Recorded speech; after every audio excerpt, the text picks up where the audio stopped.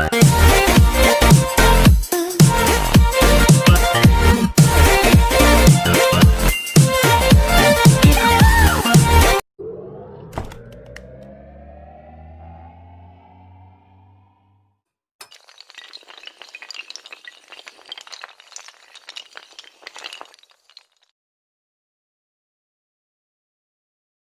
Morning दोस्तों, आपका master classes में फिर एक बार स्वागत है।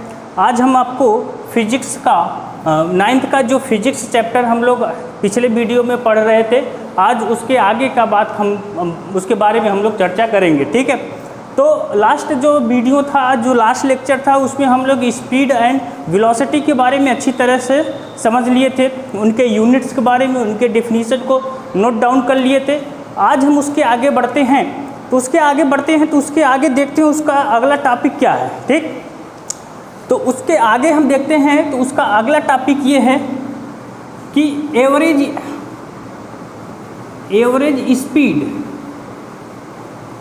स्पीड क्या होता है। ठीक है, तो एवरेज स्पीड, इसमें हम फार्मूला से समझ लेते हैं। एवरेज स्पीड इक्वल टू होता है total distance upon total time. ठीक, बात समझ में आई।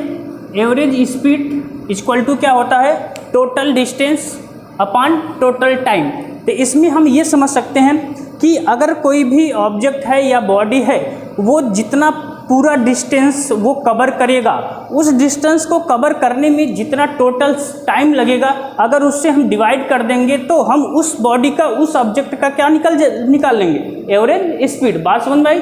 एवरेज स्पीड इक्वल टू क्या होगा, total distance upon total time. तो जो भी कोई भी बॉडी रहेगा, वो जितना भी डिस्टेंस टोटल कवर करेगा और उस डिस्टेंस को कवर करने में जितना भी टाइम लगेगा, टोटल टाइम लगेगा, उससे हम डिवाइड कर देंगे तो हमारा क्या निकल के आ जाएगा, टोटल एवरेज स्पीड। ठीक, ये बात समझ में आ गई।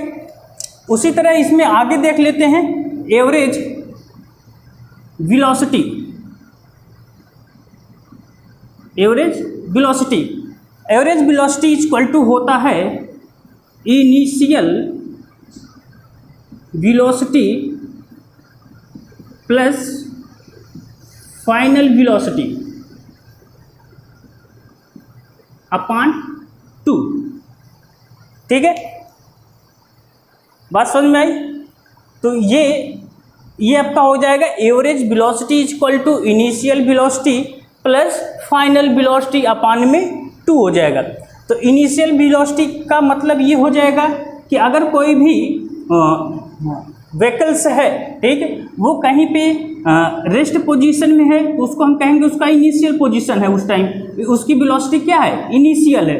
तो जब उसकी इनिशियल पोजीशन रहेगा, जब वस्तु एकदम स्टेट में रहेगा, जैसे ही प्रारंभ होगा चलना, उसको हम क्या कहेंगे, इनिशियल वेलोसिटी। और जहाँ पे जाके वो रुकेगा, उसको हम बोलेंगे फाइनल वेलोसिटी। अगर इनिशियल वेलोसिटी और फाइनल वेलोसिटी को हम ऐड करके 2 से डिवाइड कर देंगे, तो हमारा क्या निकल के आ जाएगा, एवरेज वेलोसिटी। बात समझ में आ गई। ये दोनों बातें क्लियर हो गई होंगी। ठीक, चलिए अब आगे देखते हैं कि मोशन के चैप्टर में जो इम्पोर्टेंट चीज़ है उसके बारे में देख लेते हैं। ठीक, देखते हैं कि अगला जो है वो क्या कहता है कि टाइप्स ऑफ मोशन। ठीक, मोशन कितने टाइप्स के होते हैं, बात समझ में। तो यहाँ पे मोशन 2 प्रकार के हो सकते हैं, 2 टाइप्स के हो सकते हैं। पहला होगा आपका यूनिफॉर्म मोशन, दूसरा होगा नॉन यूनिफॉर्म मोशन। ठीक, तो चलिए ठीक है, हम उसको स्टेप बाय स्टेप देख लेते हैं।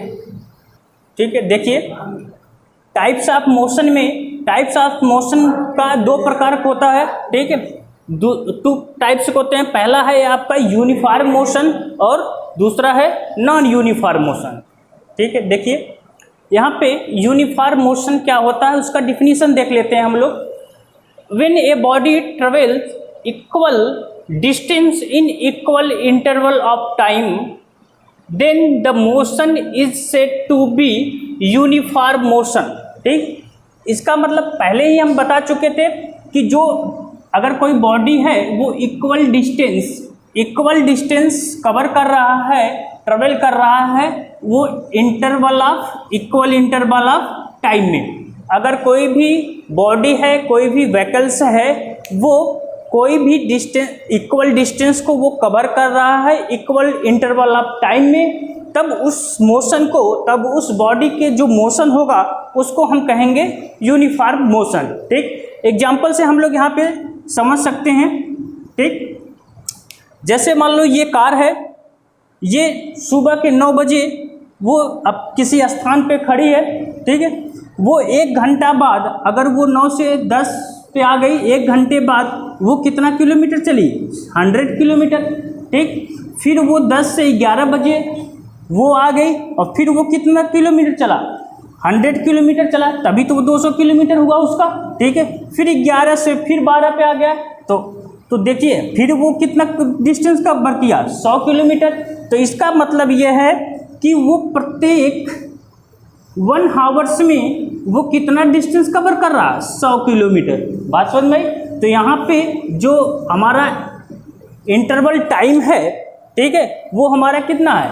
1 आवर्स है, और इसका जो इक्वल डिस्टेंस वो कवर कर रहा है वो 100 आवर्स है। बात समझ में आ गई कि गाड़ी हमेशा, जो व्हीकल्स है वो हमेशा 1 घंटे में वो 100 किलोमीटर ट्रेवल कर रही है।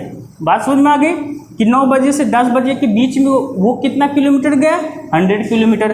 फिर 10 से 11 के बीच में वो 1 आवर्स लगा, वो तब कितना किलोमीटर गया?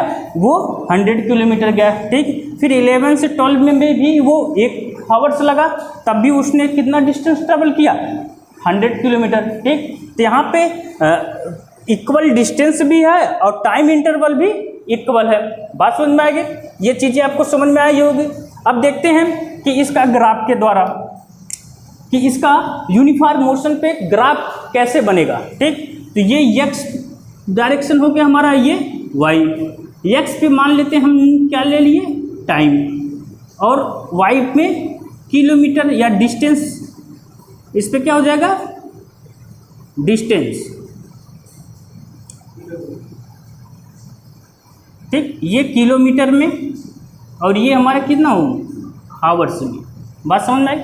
अब देखो वो यहाँ पे मान लीजिए 9 है, ये 10 है, ये 11 है और ये 12 है, और यहाँ पे ये 100 किलोमीटर, ये आपका 200 किलोमीटर, ये आपका 300 किलोमीटर। ठीक, अब वो कह रहा है कि जब 9 पे था, ठीक है, तो उसका जो डिस्टेंस कवर किया था वो 0 यहाँ पे हो गया, और फिर वो 9 से 10 पे गया तो वो डिस्टेंस कितना कवर किया था? 100। इसका मतलब ये हो गया। ठीक, इस पॉइंट पे वो लाइक करेगा। फिर वो क्या किया? 10 से 11 पे गया, तो इसका मतलब है कि वो 200 किलोमीटर ट्रेवल किया, ये पॉइंट यहाँ पे बन गया। फिर 11 से 12 पे गया, तो इसका मतलब ये है कि वो फिर 100 किलोमीटर वो कवर किया। ठीक, तो ये यहाँ पे पॉइंट पे। अब इन तीनों पॉइंट को, चारों पॉइंट को जब हम मिलाते हैं तो हमको क्या प्राप्त होता है? एक स्ट्रेट लाइन, एक स्ट्रेट लाइन। तो ये हम समझ गए कि कोई भी अगर बॉडी है, कोई भी व्हीकल्स है, अगर उसका मोशन क्या है? यूनिफॉर्म मोशन है, तब उसके द्वारा जो बनाया गया ग्राफ होगा वो हमेशा क्या होगा? स्ट्रेट। उसका ग्राफ क्या होगा? स्ट्रेट पाथ पे उसका ग्राफ बनेगा। ठीक, ये बातें समझ में आ गई।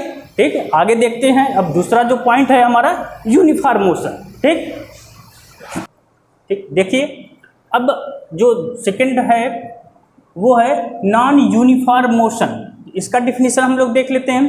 When a body travel unequal distance in equal interval of time, it is said to be non uniform motion. ठीक, अब यहाँ पे क्या है? उसमें क्या था? जो हमारा डिस्टेंस क्या था? वो क्या था? इक्वल था। अब यहाँ पे डिस्टेंस हमारा क्या है? अनइक्वल है। तो अनइक्वल डिस्टेंस और वो ट्रेवल किस में कर रहा है? इक्वल इंटरवल ऑफ टाइम में। ठीक है, तो यहाँ पे ऐसे भी, ऐसे बॉडी, ऐसे ऑब्जेक्ट के जो मोशन होंगे वो हमारा क्या कहलाएगा? Non uniform motion. ठीक, अब देखिए यहाँ पे देख लेते हैं एग्जाम्पल के थ्रू। कोई एक कार है, ठीक है, वह सुबह 9 बजे अपने मेन पोजीशन पे था। ठीक है, और फिर वो 9 से 10 बजे वो 70 किलोमीटर ट्रेवल किया। ठीक, उसके बाद 10 से 11 बजे वो 200 किलोमीटर का ट्रेवल किया, ठीक। और फिर उसी हिसाब से फिर वो 11 से 12 तक वो कितना डिस्टेंस कवर किया, 275। अब देखिए इस पहले हावर्स में ये जो व्हीकल्स था, ये जो कार थी, वो कितना कवर किया, 70 किलोमीटर, ठीक है। दूसरे हावर्स में इस व्हीकल ने कितना डिस्टेंस किया कि 130 किलोमीटर, तभी तो ये 200 किलोमीटर हुआ। तो इसका मतलब ये हुआ कि इसके बीच में यहाँ पे 70 था, यहाँ पे 130 हो गया, ठीक है। अब यहाँ पे डिस्टेंस क्या हो गया, अनइक्वल हो गया।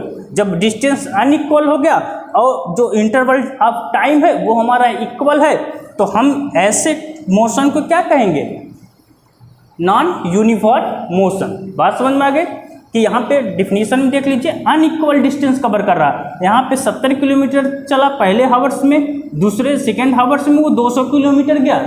इसका मतलब है कि उसका जो डिस्टेंस था वो अब चेंज हो गया, वो अनइक्वल हो गया। और यहाँ पे जब वो अनइक्वल हो गया और टाइम इंटरवल हमारा क्या है, इक्वल है, तो ऐसे मोशन को हम कहेंगे क्या, नॉन यूनिफॉर्म मोशन, ठीक। इसी तरह अगर ग्राफ इसका देखा जाए तो इसका स्ट्रेट लाइन ग्राफ न होकर, ठीक, इसका स्ट्रेट लाइन ग्राफ न होकर वो किसी भी शेप में हो सकता। बात समझ में आई। वहाँ पे हम लोग क्या देखे थे, जो यूनिफॉर्म मोशन था उसका जब भी ग्राफ आएगा वो हमारा स्ट्रेट लाइन होगा, ठीक, स्ट्रेट पाथ होगा। पर नॉन यूनिफॉर्म मोशन का वो स्ट्रेट ना होके कभी वो कर्व में आ सकता है, ठीक, ऐसे भी आ सकता है, कभी ऐसे भी आ सकता है, ठीक। बात समझ में आ गई कि नहीं, कि उसका जो नॉन यूनिफॉर्म मोशन होगा उसका जो ग्राफ होगा, ठीक, उसके ग्राफ में वो स्ट्रेट लाइन नहीं रहेगा, बाकी वो कोई भी अपना पाथ वो चूज कर सकता है, चाहे वो कर्व पाथ हो चाहे जिगजैग पाथ हो, ठीक। बात समझ में आई। तो इसको हम नॉन यूनिफॉर्म मोशन कहते हैं, ठीक। ये बातें आपको अच्छी तरीके से समझ में आ गया होगा। तो ठीक है, आज बस इतना ही। अगली क्लास में हम लोग मिलेंगे। इसके लिए बहुत बहुत धन्यवाद कि आप लोग जो इस तरह सहयोग कर रहे हैं, हमारे चैनल को सब्सक्राइब कर रहे हैं और ज़्यादा से ज़्यादा शेयर कर रहे हैं। इसके लिए आप लोगों को बहुत बहुत धन्यवाद। आप ऐसे ही निरंतर प्रयास करते रहिए, हम आपको अच्छी तरह से फिजिक्स पढ़ाएंगे, ठीक।